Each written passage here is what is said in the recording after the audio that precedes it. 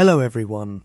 Before we start, make sure to like and subscribe to the channel and leave a comment with where you're from and what time you're watching. Your support helps us bring you more stories like this. Now, let's begin. To understand what lay inside that parcel, one must travel back 1 year to Friday the 11th of September 1874. The place was Whitechapel, in the East End of London, a district of factories and lodging houses, of coal smoke and crowded courts, where the air carried the smell of horse dung, tanning yards, and bread baked before dawn. At number 84 Whitechapel Road stood the shop of Henry Wainwright, brushmaker, a trade he had inherited from his father, along with a packing warehouse a short distance away. At number 215, Wainwright was 42 years of age, married, and the father of 4 children. He was, by the account of his neighbours, a respectable man, a churchgoer, a businessman of standing, the sort of figure who might be greeted with a tip of the hat along the busy thoroughfare. Each morning the omnibuses rattled past his door, the factory whistles sounded across the rooftops, and Henry Wainwright went about his business as he always had.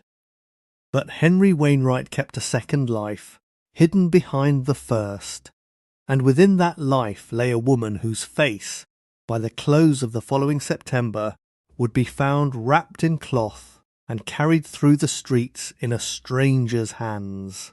Harriet Louisa Lane was baptised on the 15th of February, 1852, at Holy Trinity Church in Weymouth, in the county of Dorset, the daughter of John Lane and Elizabeth Evans. Little is recorded of her early years, though by the time she came to London she had found work as a milliner's apprentice, a trade that occupied many young women of her station, bent over ribbons and felt in close, ill-lit workrooms for long hours and little pay. By 1871, Harriet was 20 years of age.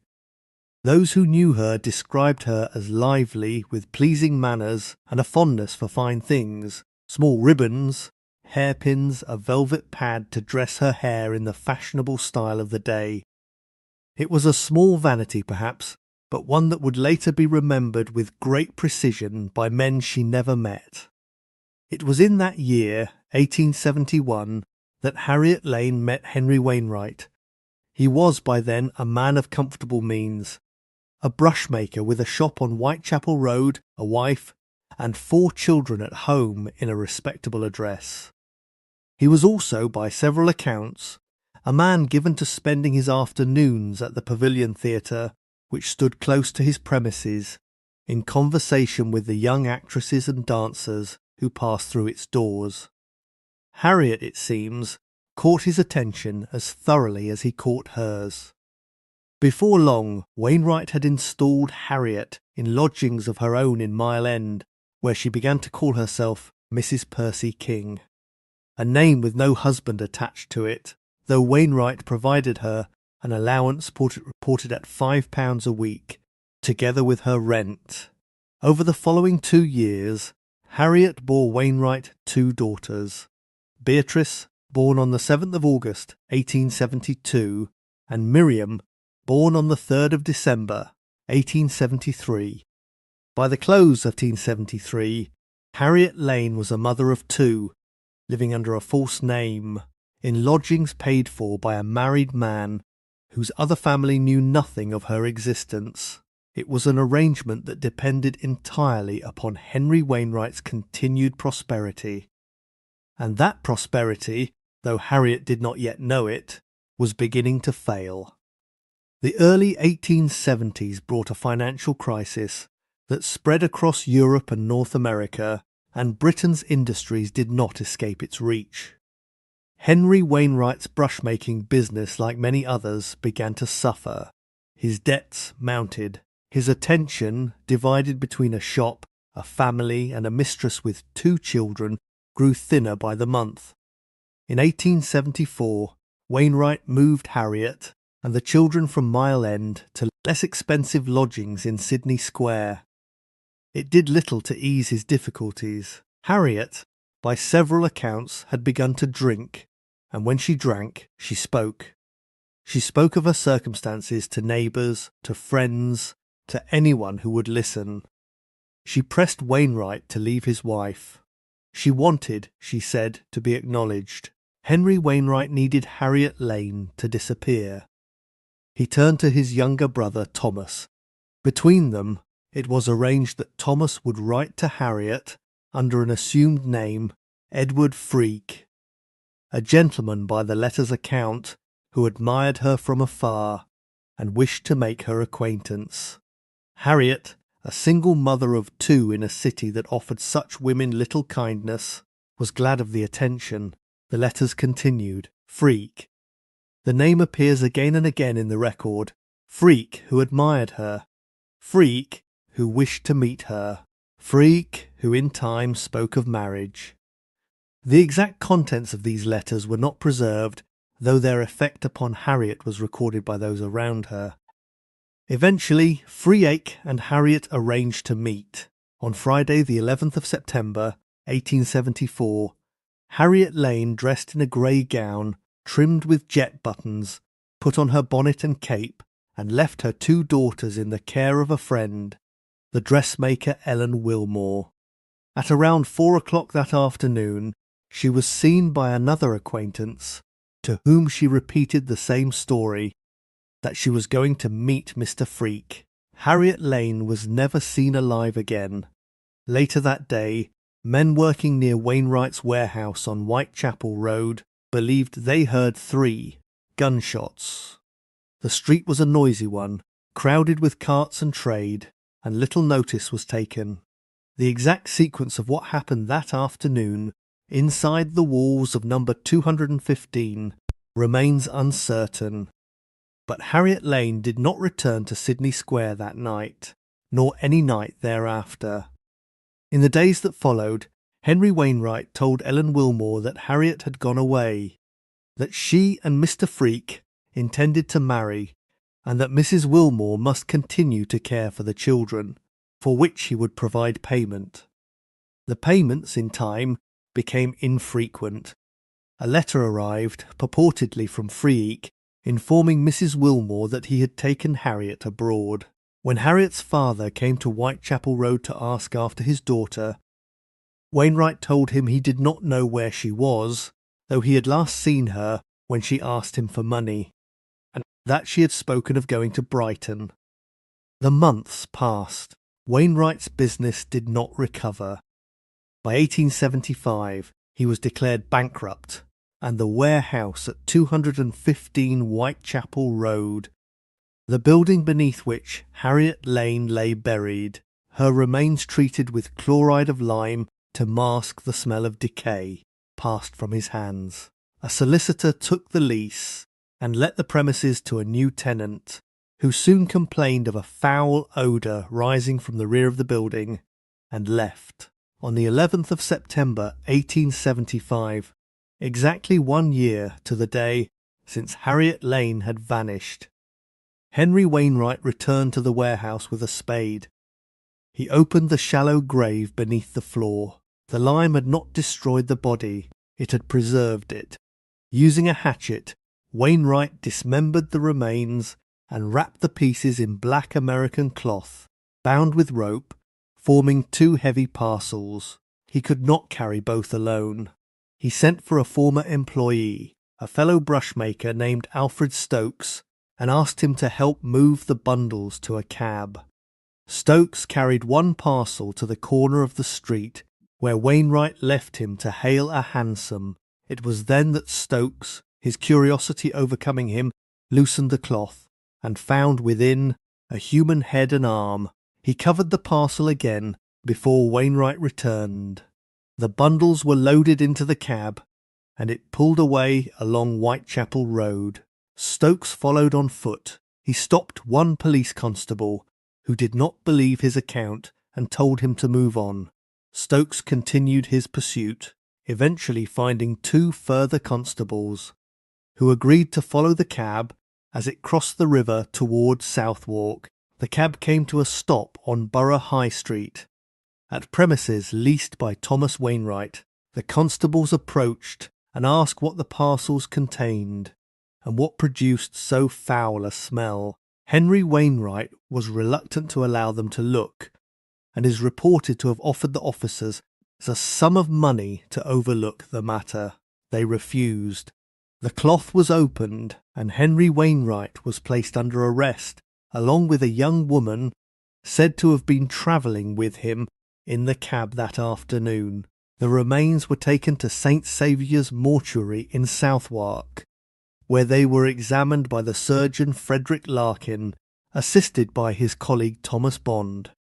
Their findings, recorded over many pages, would form the foundation of the case against Wainwright.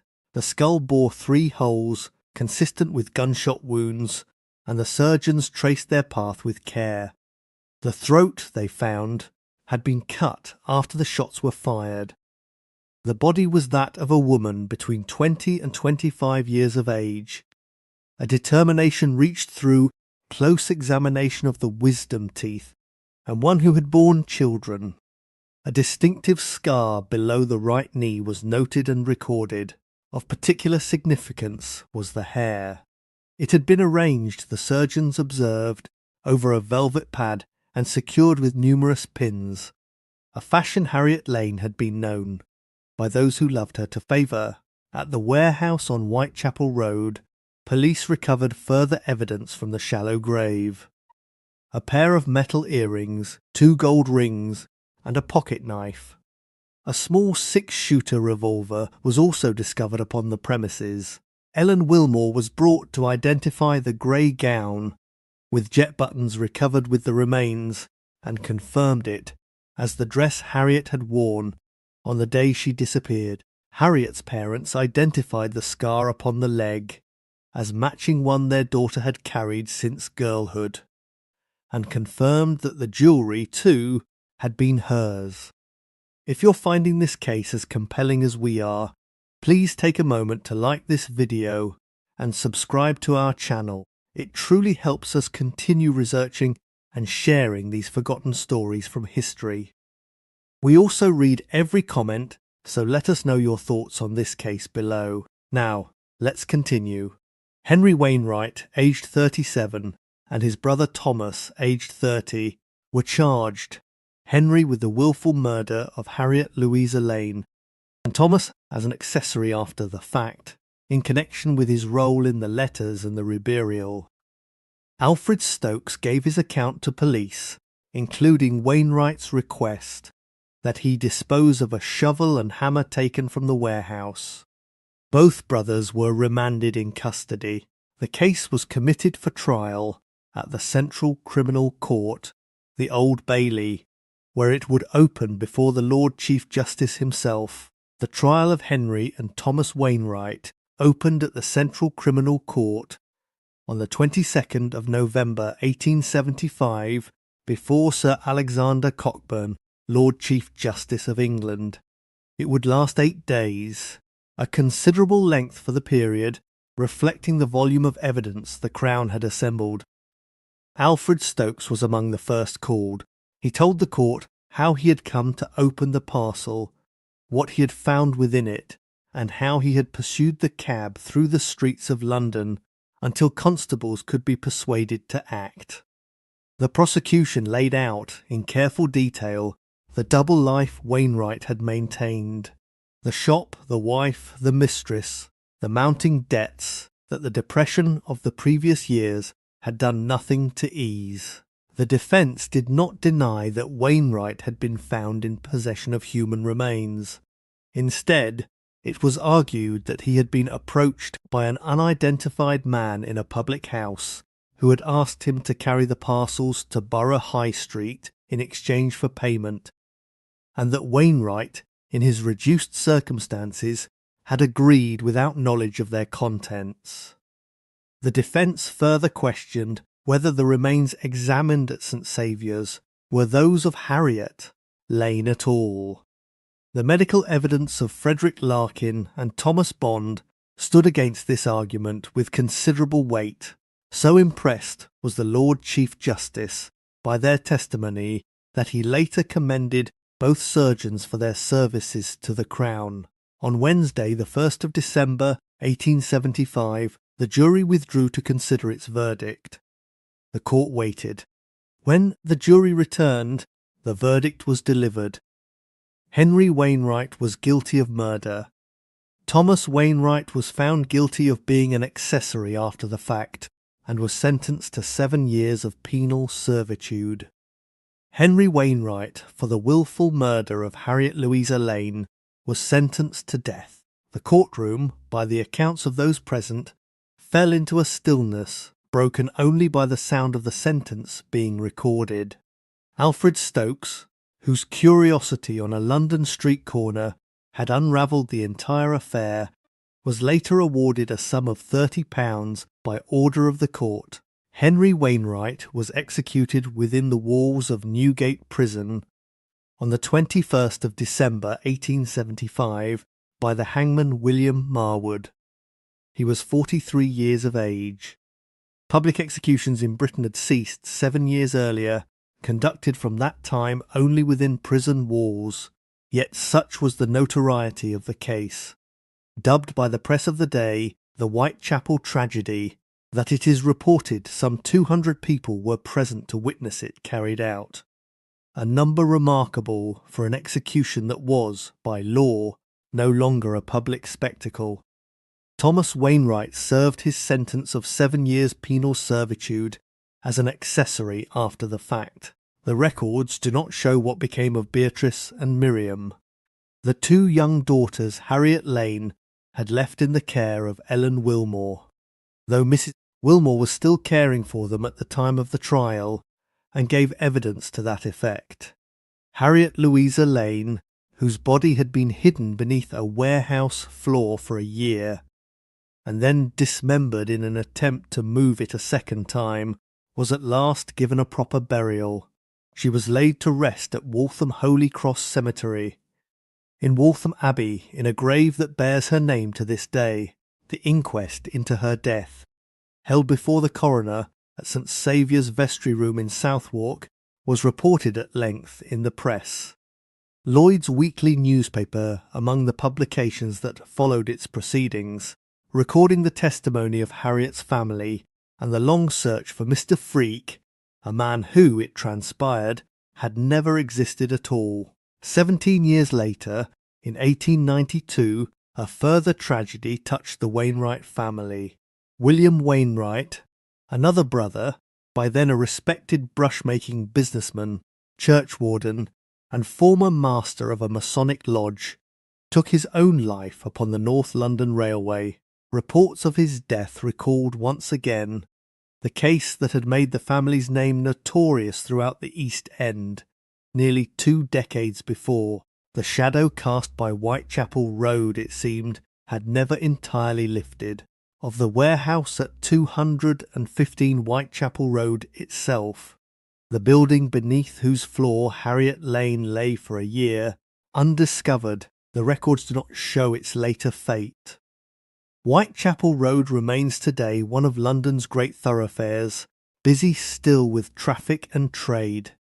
The particulars of that single address long since folded into the ordinary churn of the street. What remains is the grave at Waltham Abbey, the cemetery record of a young woman who came to London as a milliner's apprentice, and the quiet fact, recorded in a surgeon's careful notes, of pins still set in a velvet pad, in the style she had always favoured.